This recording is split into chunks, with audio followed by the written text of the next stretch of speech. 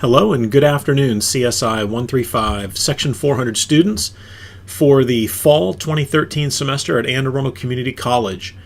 This video is going to be your final exam solution set, and I will walk through all 50 questions and provide answers for all 50 questions as if I was a student. So as you can see here on the right hand side, I'm logged in with the student account. This is the file that you're going to need to complete the final. And you'll be sent an email that details the location of the file, and then you'll have to go out onto the file system and locate it. So over here, I'm going to go ahead and create a quick file, and we're going to call, let's clear our screen, I'll call it VI Final Exam, and this will be the file that I use to log my answers. Okay, Final Exam Answers, and CSI 135-400. And this will be the file that I come over and inspect at the end of class. Okay, so for number 1, over here it says the output below was generated using the ls command and 4 options. What were the 4 options? So if we take a look here, you can see we get a long listing. You've got the inode number. We also have hidden files that are being shown. Right? So we know for the hidden files you're going to need the -A. For the long listing to see permissions you're going to need your -L. The inode is going to be the -I. And then there's a 4th option. And if you take a look here, it seems like we've got all the columns we're supposed to have. And if you focus in on the date column, you can see here that these have been listed in chronological order. Right? So it's going to be -A because we're seeing hidden files. -L because you've got the long listing, -I because you're being shown the inode number for each file, and then the option for the chronological listing. So let's take a look at that. So if I type man space ls, and if I page down a little bit, and this is very similar to the question that we had on one of the midterms, or I'm sorry, on one of the quizzes. And so if I come down here, you can see recursive, shows it in reverse order. You can sort with time, or -T, small -T. So let's see if that works. Oops, let me clear the screen here. So if I type ls-lait, and let's take a look. December 11th, November 20th, October, January, all the way back into 2012. So that would be your answer. So the answer that you would provide would be ls space -lait. So let's put that in here. I would put ls space -lait. And that's the answer for number 1. All right, we come down here to number 2. Number 2 says the following output should be used to answer the following questions. So each of these is worth 1 point on your final exam. It asks which message is the current message and how do you know? So the current message is number 4. And the reason we know that is because it has the greater than sign next to the message number. Right? And there's your greater than sign, and there's the message number.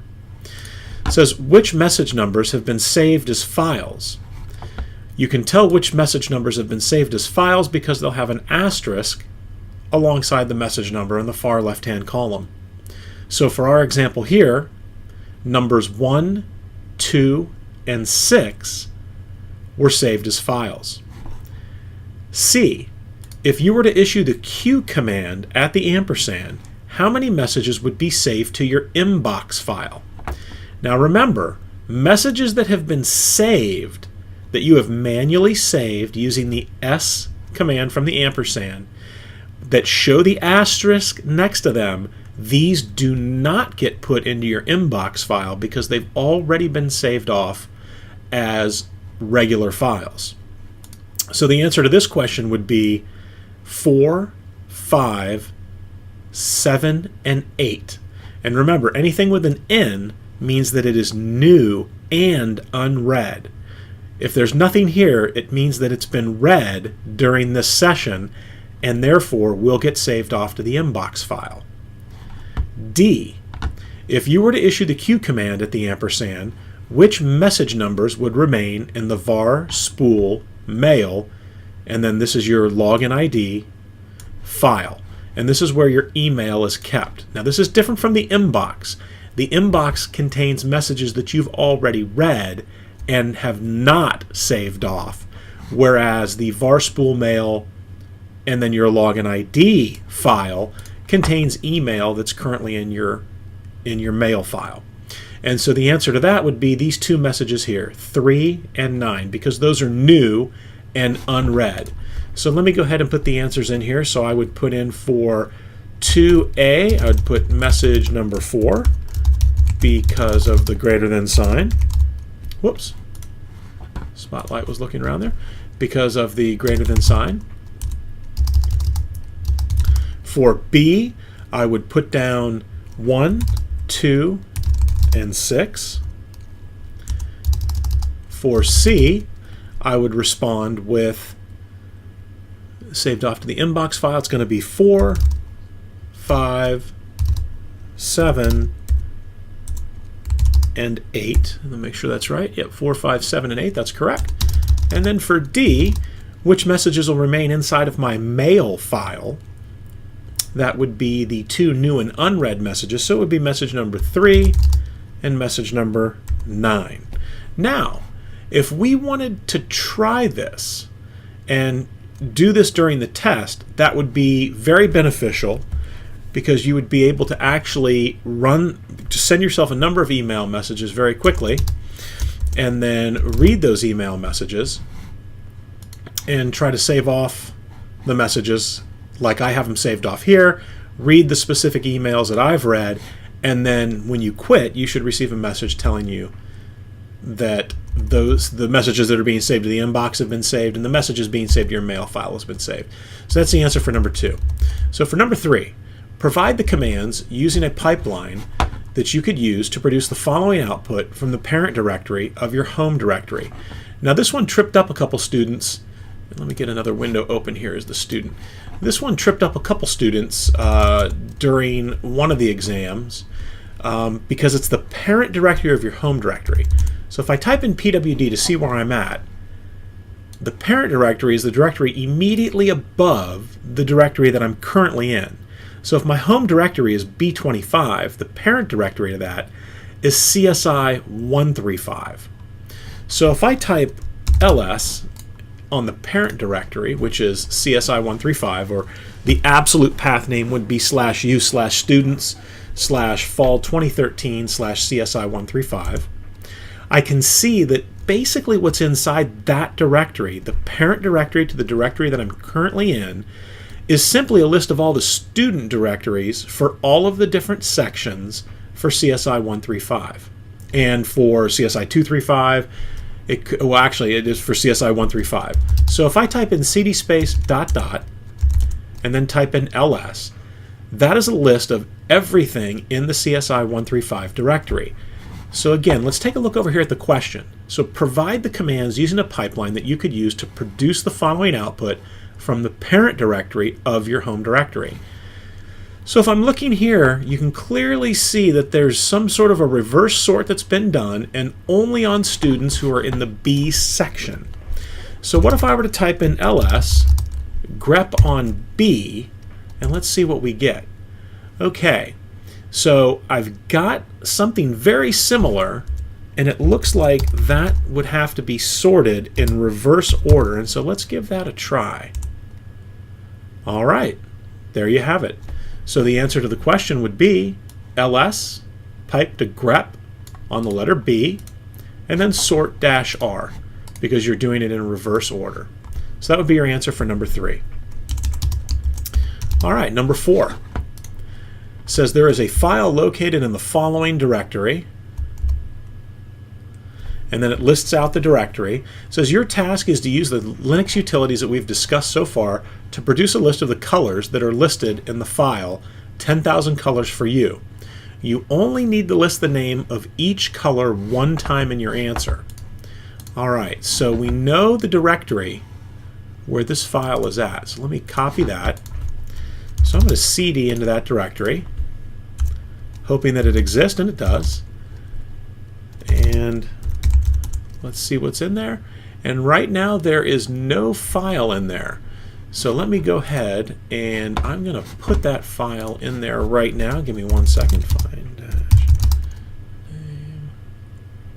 And this is 10. let's see, 4 underscore, oops, 10,000 colors underscore 4 underscore u dash print. And remember, what we're doing here is I'm going out and I'm seeking on the file system, looking in every directory I have permissions to, trying to locate that file. All right, so that file does not exist. So here's what we're going to do. We're going to go ahead and create that file. So I'm going to cd into that directory, and I'm going to go ahead and create, and let's see, we found it, 10,000 colors for you. So we'll do Control U, I'll type in VI 10,000 underscore colors underscore 4 underscore U.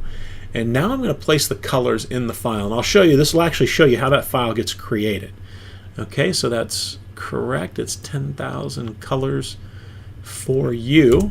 And I'm going to put in here blue, green, red, yellow, blue, blue, red, yellow. So I'm basically going to create some colors. And now what I'm going to do is I'm going to copy 1, 2, 3, 4, 5, 6, 7, 8 lines, right? So we'll do 8 YY, and then P will put those lines down for me. So as you can see, I'm creating a pretty long oops. Let me go ahead and drop this down here really quick. At a partner VT session I was attending. Okay, so there we go. So as you can see, we've got a number of colors here, right? And it goes all the way down to 536 lines.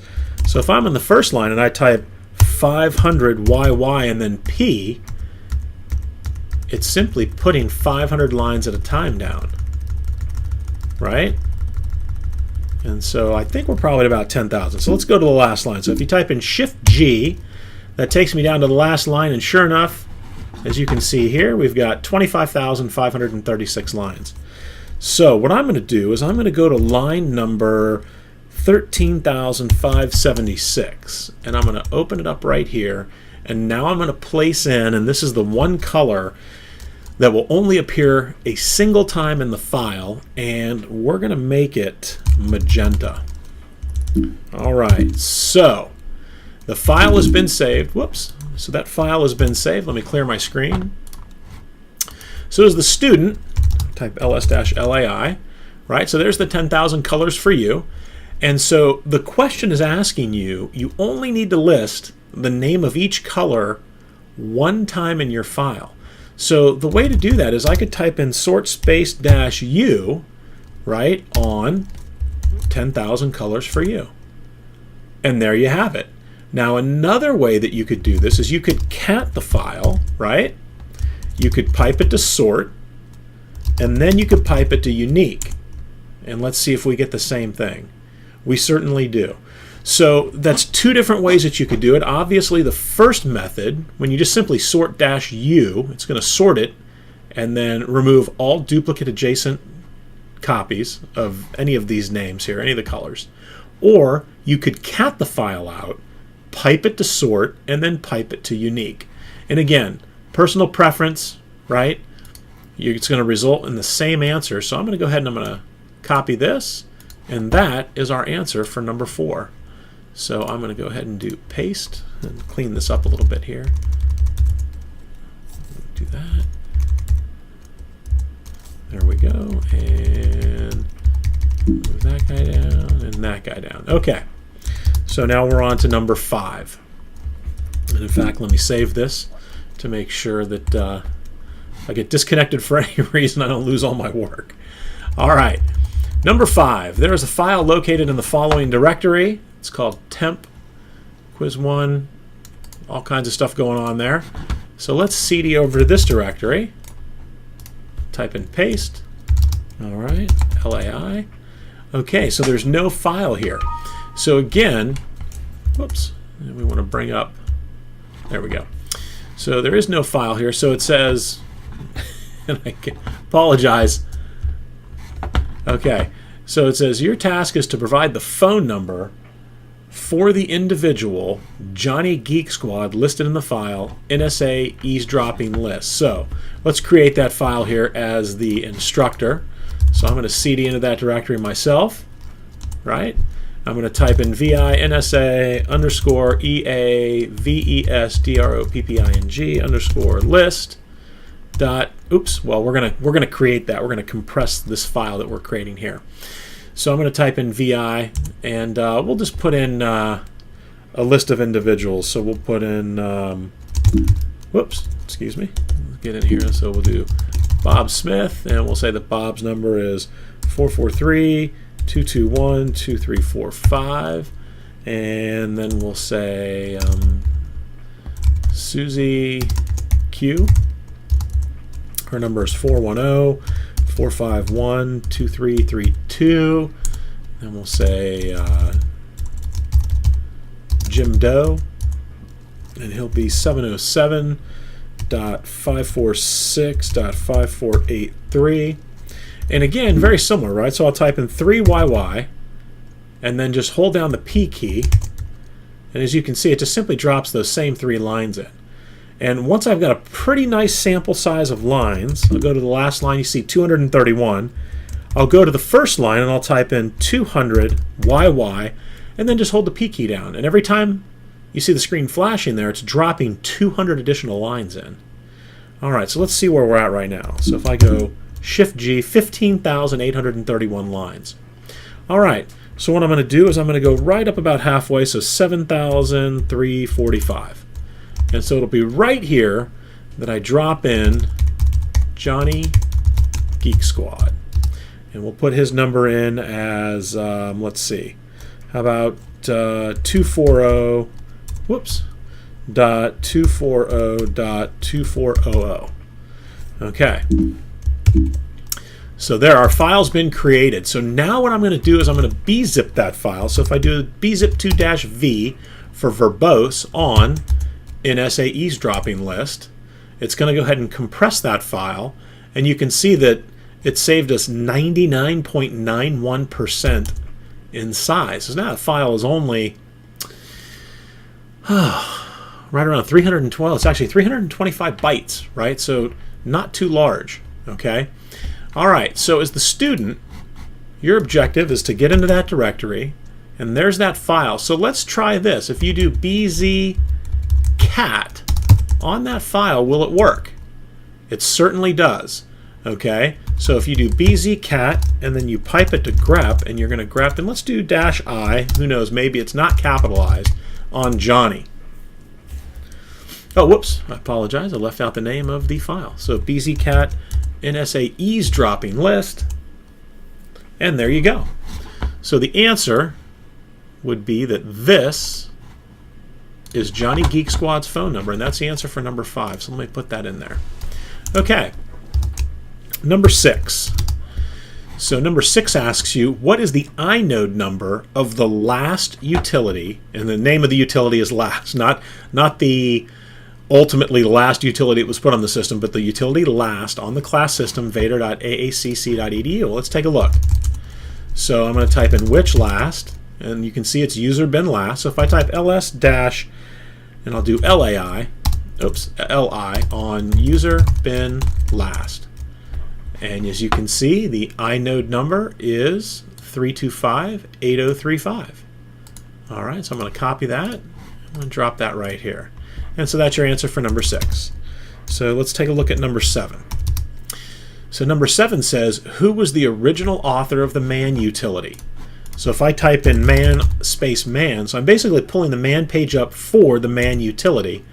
And we know that they usually have author information at the bottom. And so here you can see John W. Eaton was the original author of man.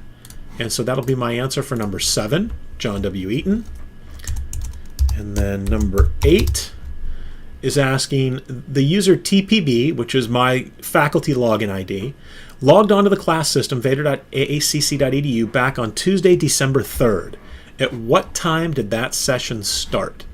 All right, so let's take a look here. So if you type last, you're going to get a whole bunch of output. And you can see here it's kind of churning on the system. It's throwing a little bit up at a time on the screen because the log is very, very long. A lot of people logging in studying for finals.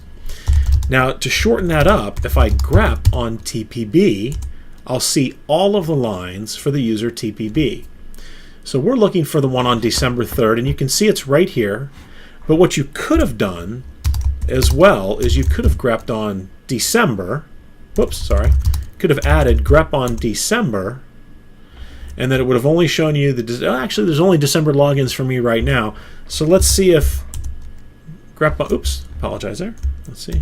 Grep on December 3rd. Let me do the single tick. Oh, I'm sorry. So the 3 is out in... It looks like there's a different space between... Looks like a tab. So we'll do grep on December and then grep on... And it said Tuesday in the questions. So let's see. Yeah, Tuesday. So you could do TUE.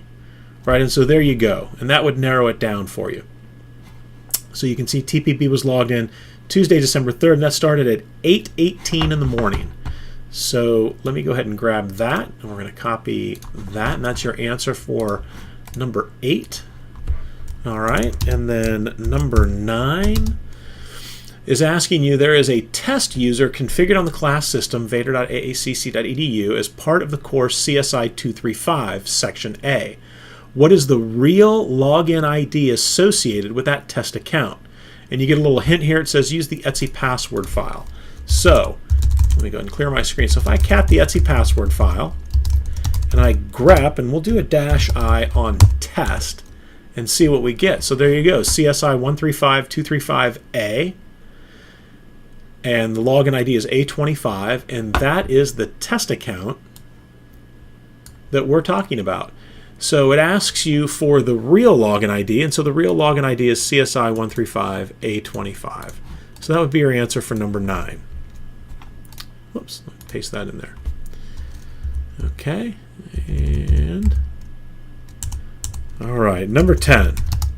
So number 10, actually 10 through 14 are asking you to identify whether or not the IPv6 addresses that are shown are valid. And so I took great care to make sure that I did not overlook any characters here like I did on the one video that was posted. So the first one, number 10, right, it has a Z, right, that's invalid. Remember, it's hexadecimal. It's going to be 0 through 9 or A through F are the only valid characters that you should see here other than the semicolons. Number 11 shows a string of 4 colons together. Right, as we learned, you only need to have 2 colons together. You can't have multiple groups of colons, so this is invalid. Take a look at this one here. The letter X is here, right? So that's invalid. This last one here, remember that if you do the 2 colons together, right, omitting the zeros between them, you can only have 1 set of those. So here we have 2 sets. So this is an invalid IPv6 address. And then finally, as you can see here, we have the Z and a whole bunch of zeros. So this is also invalid. So all 10, 11, 12, 13, and 14 are all invalid. So we'll put invalid, oops, invalid, and then I'm going to take a shortcut here. I'm going to go 1, 2, 3, 4. So we'll come up and we'll do 11, and then we'll do, whoops, and we'll do 12. Come down to 13, and then 14, and then we'll create some spaces here. So 13 and 14, oops, are invalid. And all right, on to number 15. So number 15 says, identify whether the path names shown below are relative or absolute. And as you can see, not a single path name listed there begins. And actually what I'm going to do is these are all going to be 1 point each, and so let me pull that last one out there, make sure we keep everything rounded to 4. Each question's worth 4 points. Okay, so all of those path names are going to end up being relative path names, right? So relative, we'll go, whoops,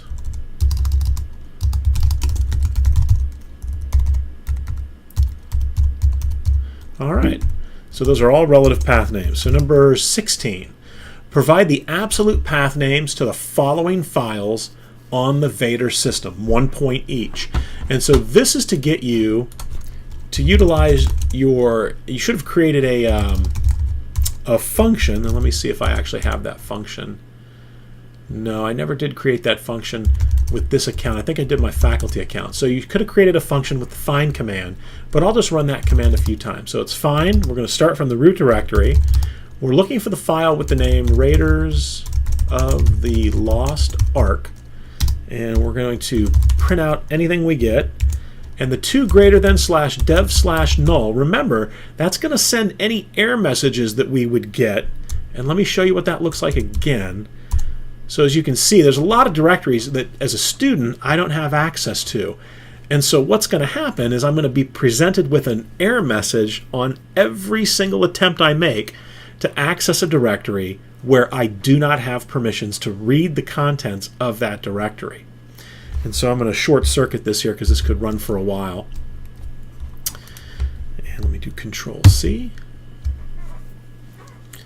And it's still churning away here. So we'll give it a second to complete. There we go. All right, so let me clear my screen.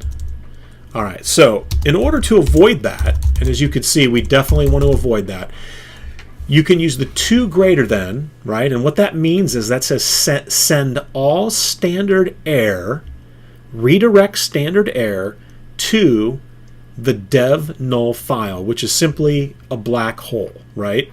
Because we don't want to see that information. So then I'm going to hit enter, and it doesn't appear that it's out there. And so here's what we'll do. Again, as the faculty member, I'm going to go ahead and we'll create that. So we'll do make dir -p/temp, and remember the -p is going to create all of the interceding directories that aren't in existence all the way down the path. And so one of my favorite movies ever. All right, and so then I'm going to I'll recall the command, and then I'll just touch the file, Raiders of the Lost Ark.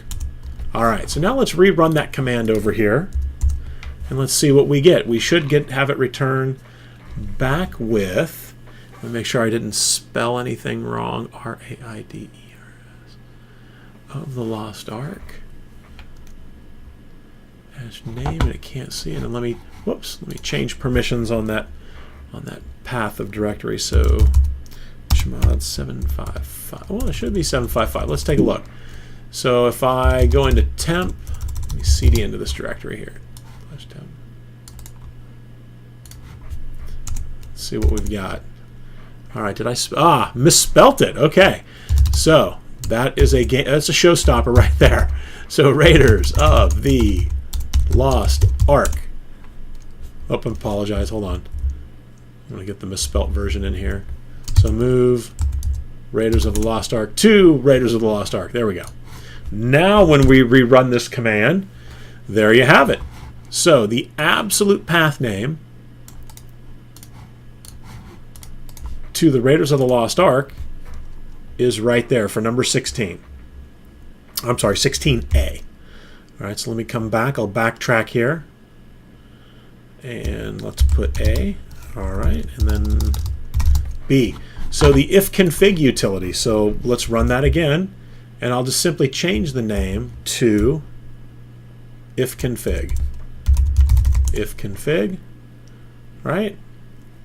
So it's /sbin/ifconfig. So we'll put that in /sbin/ifconfig.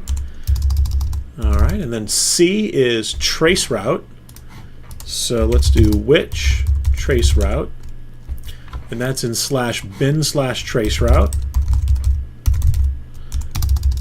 And then finally, we've got mksock. So I can do the which command. We'll do mksock. We'll use the find command. Do mksock. All right, /user/sbin/mksock. /user/sbin/mksock. All right, so those are the 4 answers for number 16. So now we'll come down to number 17. Number 17 says, indicate whether or not the following, whoops, let me come up here. The following path variable values would be able to search the current working directory. So these are 1 point each. So you'll remember, right, let's take a look. If you have the 2 colons in your path together with nothing between them, that represents the current working directory. So A is yes, it will search the current working directory. We take a look at B, here it is again, with 2 colons, so yes. The period by itself represents the current working directory, so if that's in between the 2 colons, then yes, it will search the current working directory. And then finally, you have it down here at the end, and I tell you what, I'm going to adjust this one here real quick, and we're going to keep it so that that is a correct answer. So that is also a correct answer if you have the colon at the very end. So all 4 of those will search the current working directory. So yes for A, and yes for B, and then C and D. All yes. Okay, number 18. All right, so number 18 is asking, indicate whether the following statements are true or false. So 18A is asking, symbolic links that cross file system partitions are permitted on the Linux operating system. So that's true. They're called symbolic links or soft links. B, hard links cannot share the same inode number. So that's false because hard links will always have the same inode number. C, hard links can cross file system partitions. That's false. And then D, symbolic links always share the same inode number, and that is false. They do not always share the same inode number. They never share the same inode number. Okay, so that was number 18. So now we'll come down to number 19. It says, how is TCP different from UDP? So we'll put down here TCP is connection oriented. We'll put down UDP is connectionless. We'll put down TCP is, let's see, a little slower than UDP. UDP is a little faster. Oh, what else? Let's see here. I'm kind of drawing a blank right now. Both are at layer 4 of the OSI model. Some other differences. TCP uses sequencing. TCP is reliable, and UDP is unreliable.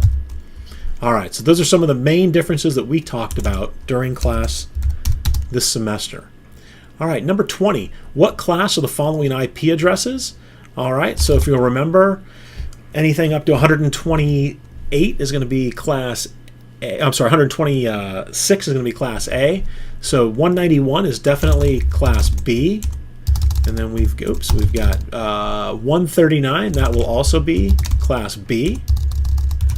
And then 109 is going to be class A.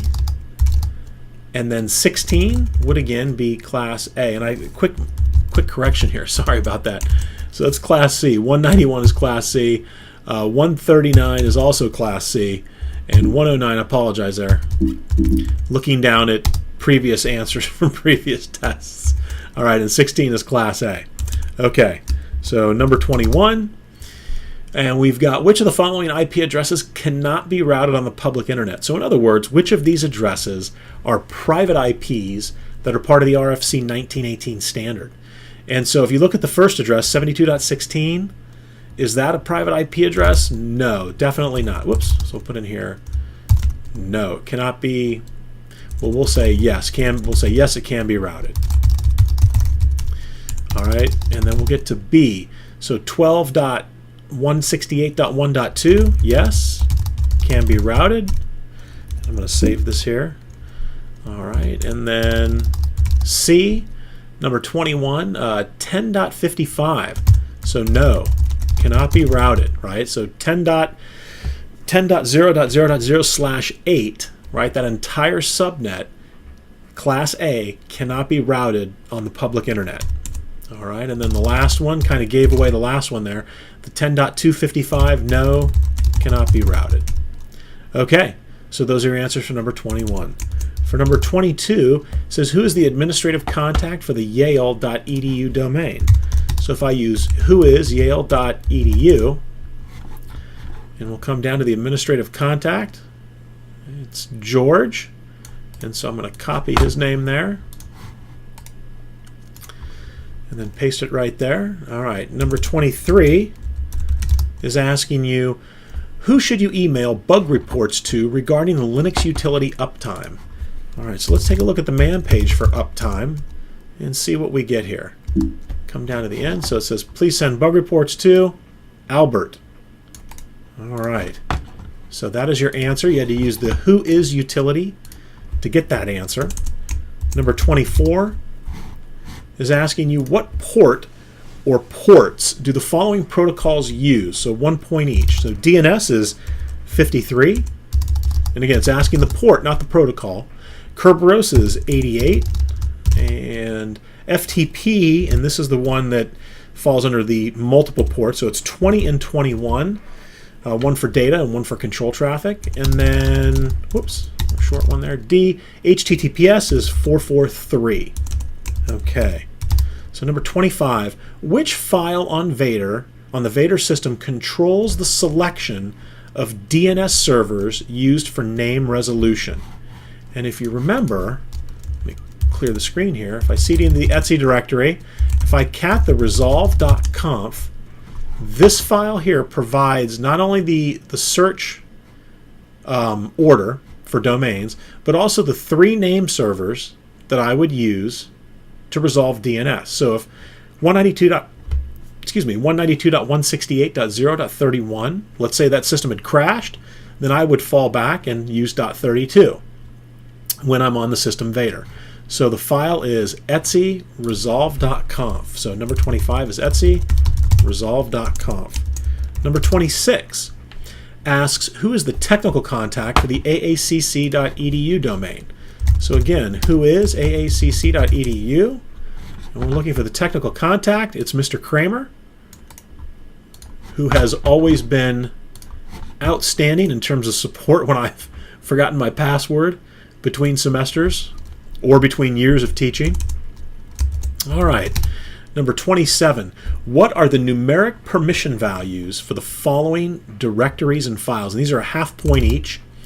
All right, so we're going to say on the first one, A, we have read-write for the owner, so that's going to be 6. We have read and execute for the group, and that's 5, and then followed by read and execute for everyone else. All right, so for B, we've got write and execute, which is going to be 3. We've got read for the group, which is simply going to be 4. And then we have read and execute for everyone else. All right. For C, it's a directory, and we've got write and execute, that's 3. We have no permissions for the group, and execute, which is 1 for everyone else. D is a regular file, and that's an easy one. Read, read, read is 444. All right.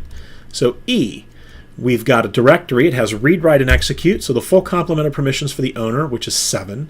Read and write, which is 6 for the group, and simply read for everyone else.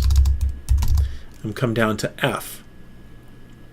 We've got read permission and execute permission for the owner, so that's going to be 5. No permission for the group, and execute for everyone else, so 501. So G, we have a directory, which is going to be read, write, and execute, the full complement of permissions, which is 7 for the owner. We've got read for the group and read and execute for everyone else. And then finally, we've got a regular file, and this is letter H, the last one here. And we've got read for the owner, nothing for the group, and we've got read and execute for everyone else. So 405. So those are your answers for number 27. All right, number 28. And in fact, let me come down here. Ah, yes, number 28. So it says Bob, who is a regular system user, is trying to run a shell script that he has just written. When Bob tries to run his shell script, he receives the following error. So he tries to run it as /test script. He gets permission denied. He tries to run it as bash test script. He gets permission denied. Then he tries to cat test script, and he gets permission denied. So why, and this is where you need to be specific, is Bob receiving the following errors? The answer that Bob does not have permissions will be marked as incorrect. So I need you to be specific. So let's model this. So if I were in my home directory, and I'm going to go ahead and type test script, right? So we'll put our magic number in here, and then bin bash, and then I'm going to come down, and it's just going to simply echo hello world. Whoops. And I think they usually put a comma after 1, 2, 3. So hello world, right? So let's save this. Whoops. Okay, so we're going to go ahead and save this file off.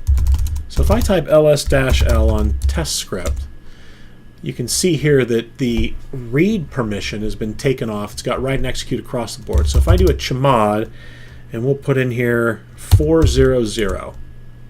Oh, whoops, apologize. Test script, right? So if I type // test script and try to run it, you can see here I get permission denied. If I type in bash test script, let's see if it works. It does. So what would happen if I were to do a chmod, and let's change the permissions so that I've got 000 on test script. And let's see what happens. So if I do /test script, permission denied, bash test script, permission denied. What if I try to cat test script? Permission denied.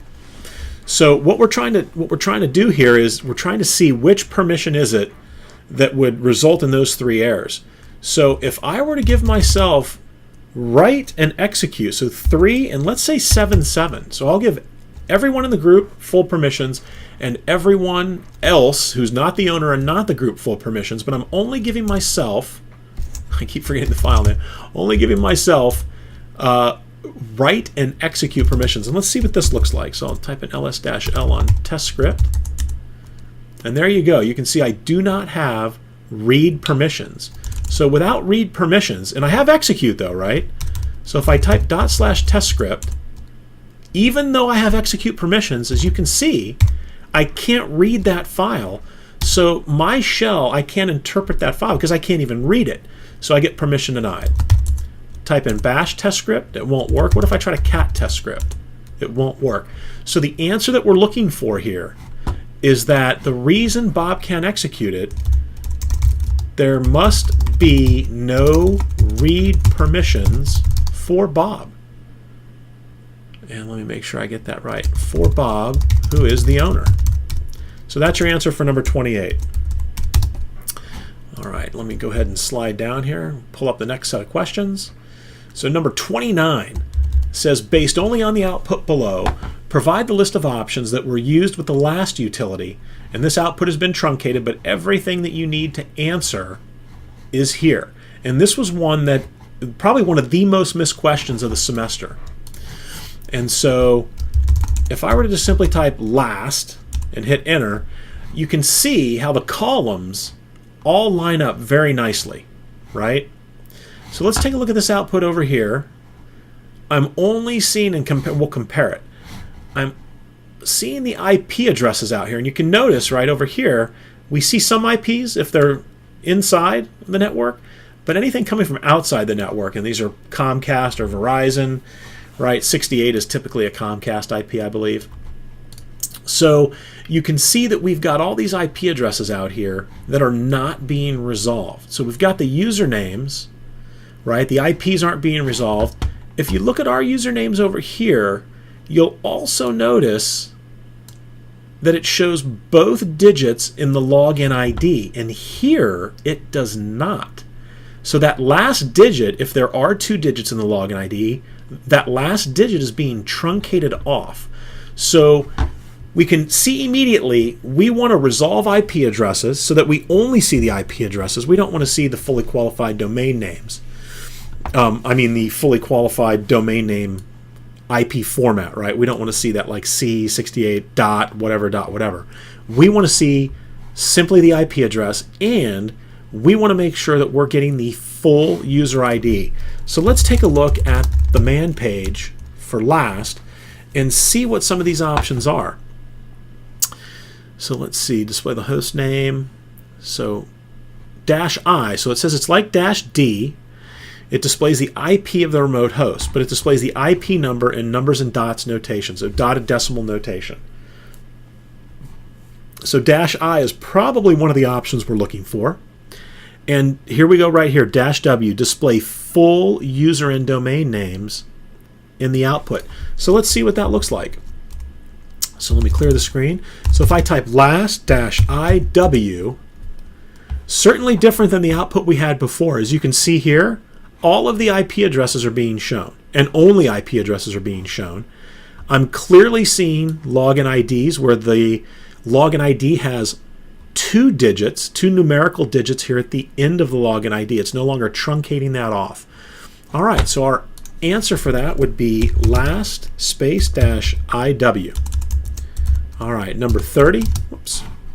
Number 30 says, based only on the output below, provide the list of options that were used with the uptime utility. So the output has been truncated, but everything you need to answer the question is displayed there. It just shows the proc PS version. So again, let me go ahead and take a look at the man page for uptime. And as you can see, there really are no options other than -V. So what happens if I type uptime -V? And that's exactly what I'm getting. That's what I'm looking for. So the answer there is uptime -V. So number 31 says, based only on the output below, provide the list of options. And let me bring 31 up here to the top. That were used with the LS utility. It says the output has been truncated, but everything you need to answer the question has been provided. So this is similar to number 1, right? I said similar, not identical, similar to number 1.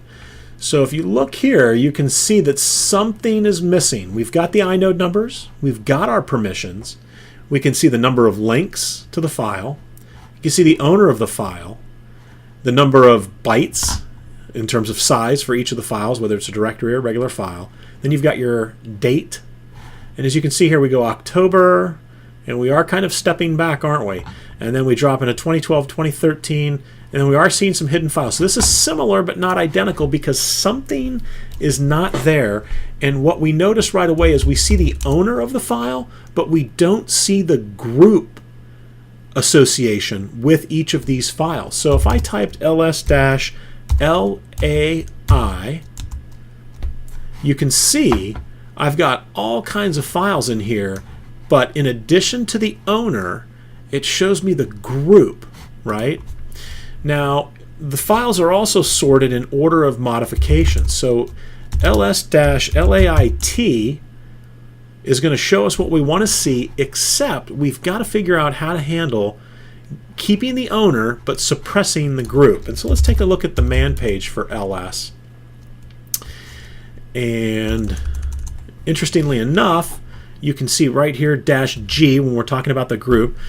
Lowercase g is like -L, but do not list the owner. Well, we've got the owner listed over here. So let's keep looking here. So -G or -- no group, it says like -L, but do not list the group. So let's see if that's going to do. See if that's going to do what we want it to do. So if I go into the bin directory where I've got fewer things here, if I type ls-lait-G, is this giving us what we're looking for? So there you go, December 11th, October 26th, and the 16th. It does show us the hidden files, and as you can see, the owner is listed, but the group has been omitted. And so this is the answer to number 31. All right, on to number 32.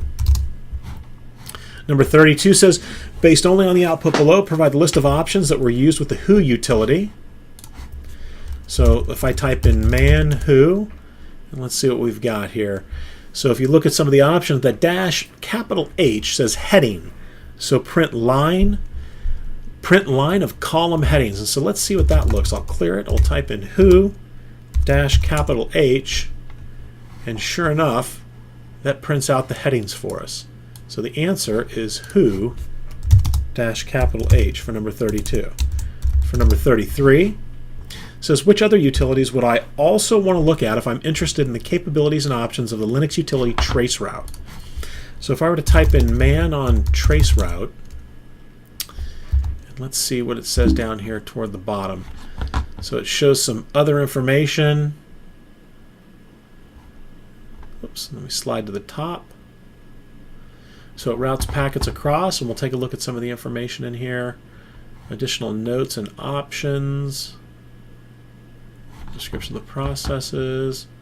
So all the way down here at the bottom it says see also ping, ping6, trace path, and netstat. So those are also utilities I would want to take a look at if I was interested in traceroute. So that's your answer for number 33. For number 34, it says there is a file in the temp directory named totallyhugefile.gz. Your task is to determine which compression utility, bzip or gzip, will compress the file the best and also provide the size of the compressed file in bytes. Okay, so we're going to have to come over here. All right, so it says totally huge file. So let's see if that's actually in there. totallyhugefile.tar.gz. So it is in there.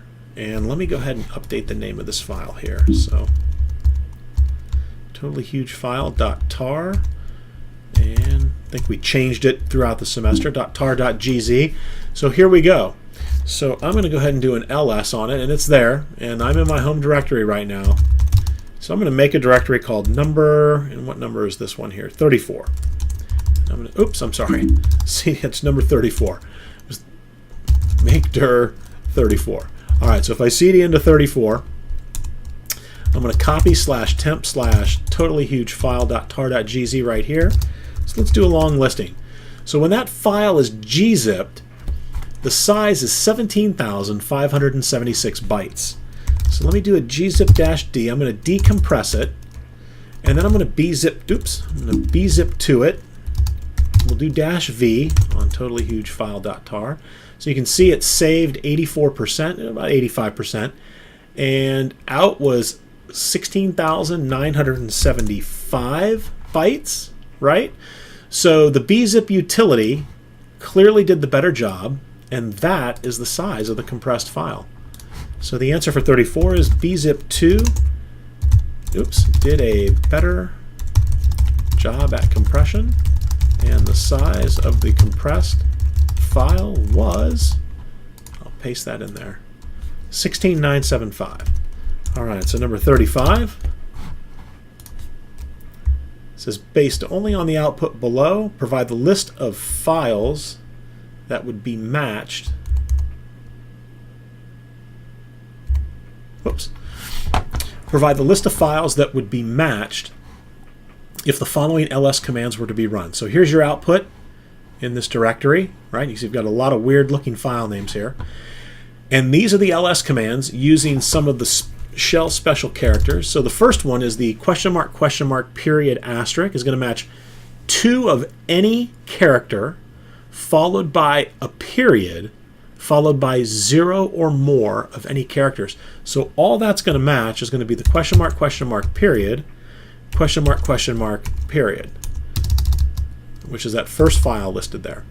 All right, the A*?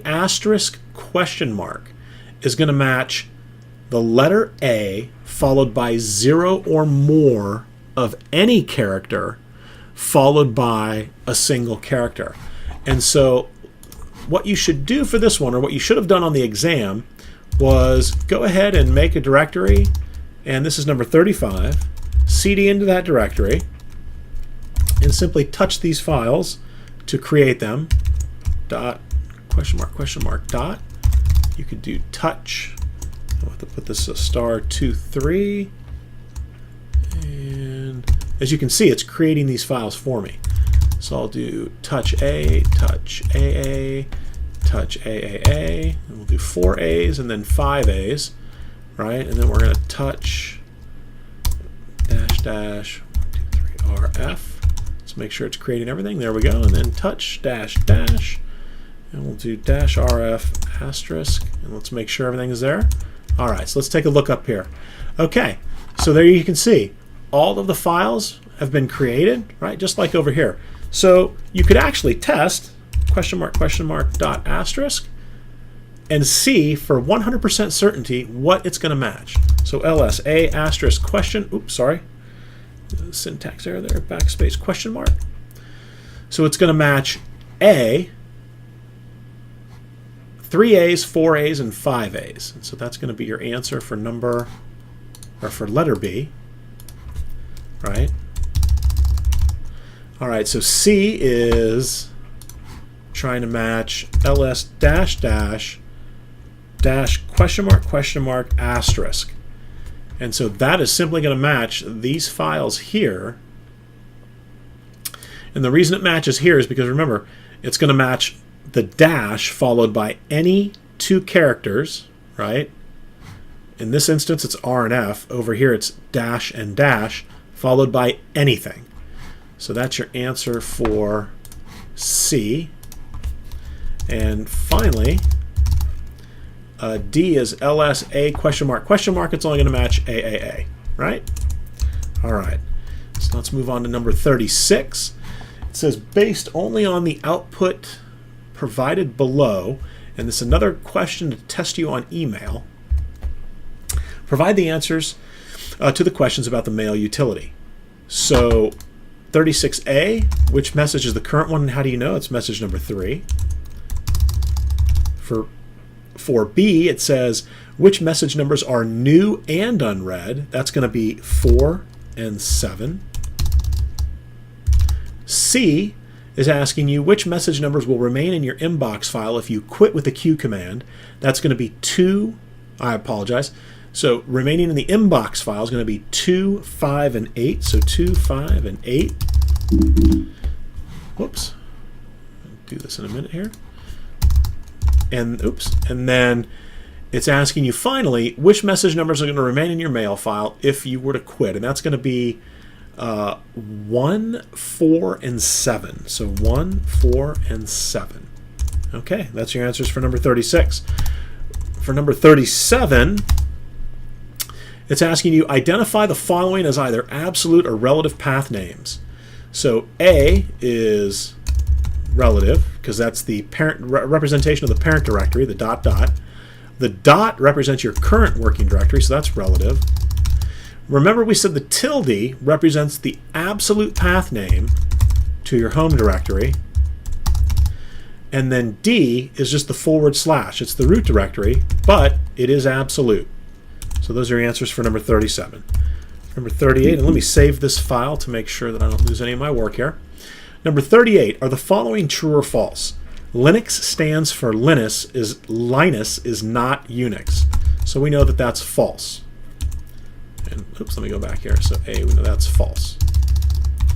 So B, Steve Jobs was the creator of the Bourne shell. No, it was Stephen Bourne, so that's false.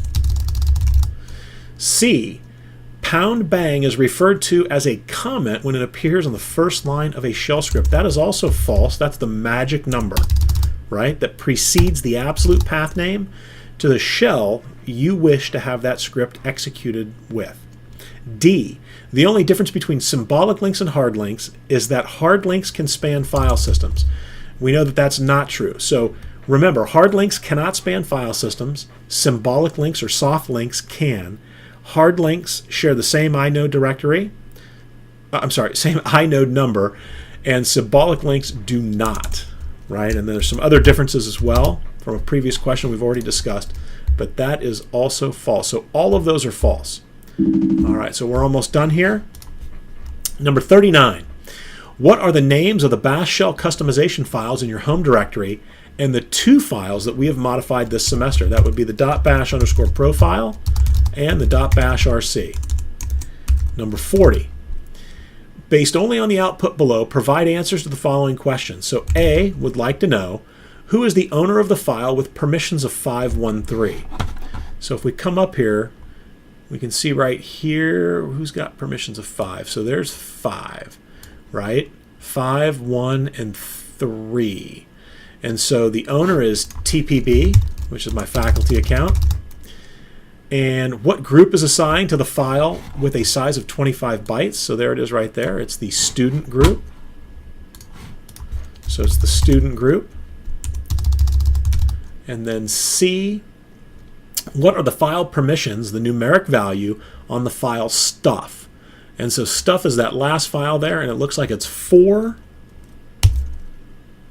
2, and 1. 421.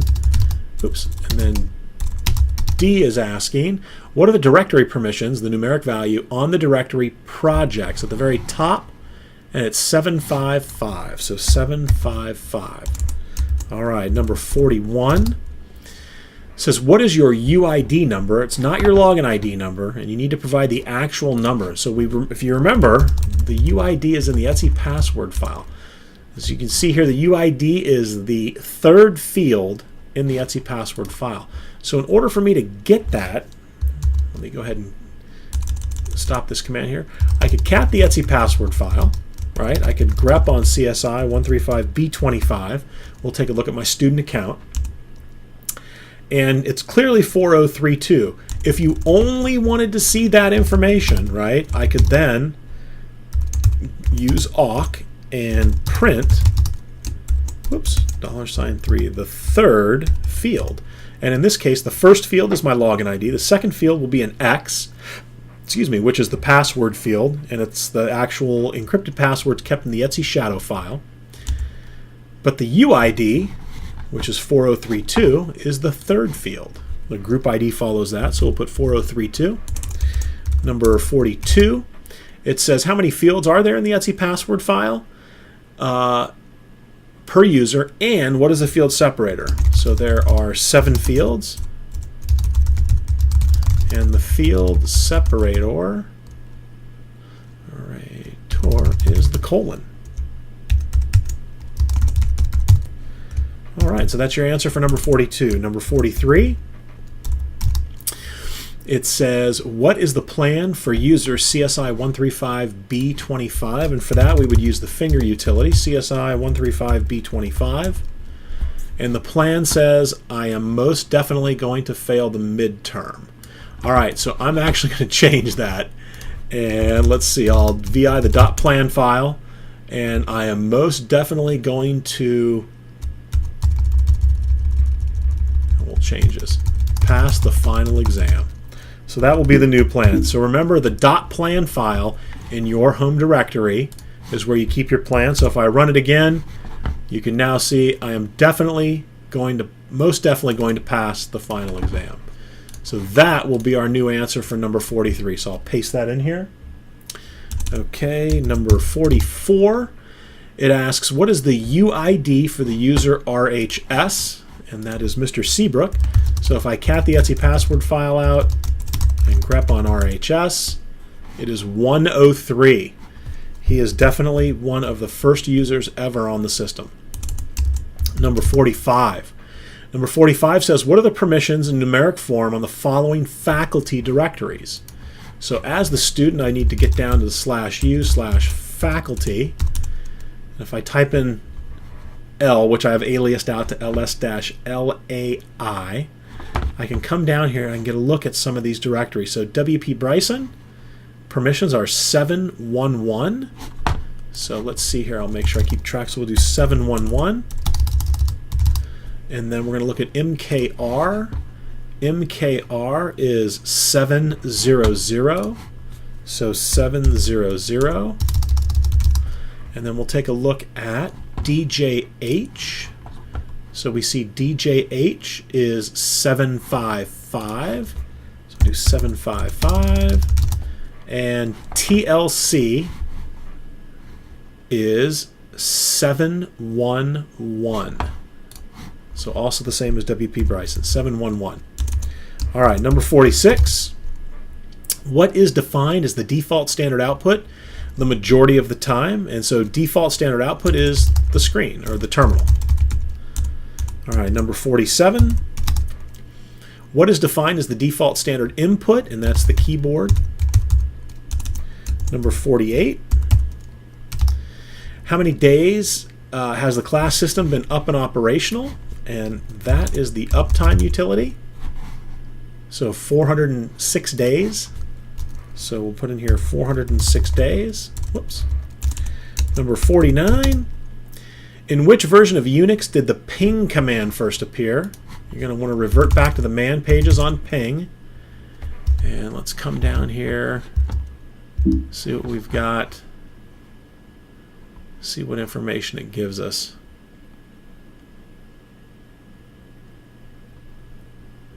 Let me make sure it's not that date at the very bottom. I think it may have said something earlier on. Which version did ping first appear? So we're looking for some details here. All right. Aha. This is what Berkeley Unix Systems did before 4.3. Ping maximum possible. So we're looking through here. Ah, there we go. The history. The ping command appeared in 4.3 BSD. So that is your answer to number 49. And finally, your last question. Name 3 differences between hard links and symbolic links. So hard links have the same inode number. Symbolic links do not. Hard links cannot span file systems. Symbolic links can. And then finally, you can remove the file to which you have a hard link, and the hard link itself will still be there. So once you create that hard link, it'll still be there. Symbolic links, when you remove the file to which you are linked, you will no longer have access to that file via the link. All right. So we'll end this here. All right, so that does it. That is your solution set for the fall 2013 final exam. I hope you all did extremely well. I really enjoyed the semester. Hoping that you continue your studies in the computer science field. I'm hoping that you're taking away, or that you take away a lot of information from this class. Again, this is a fantastic foundational class. So whether you go into shell scripting or system administration or programming in C or C++ or Java, this course will definitely help you out. All right, have a great winter break and hope to run into you soon.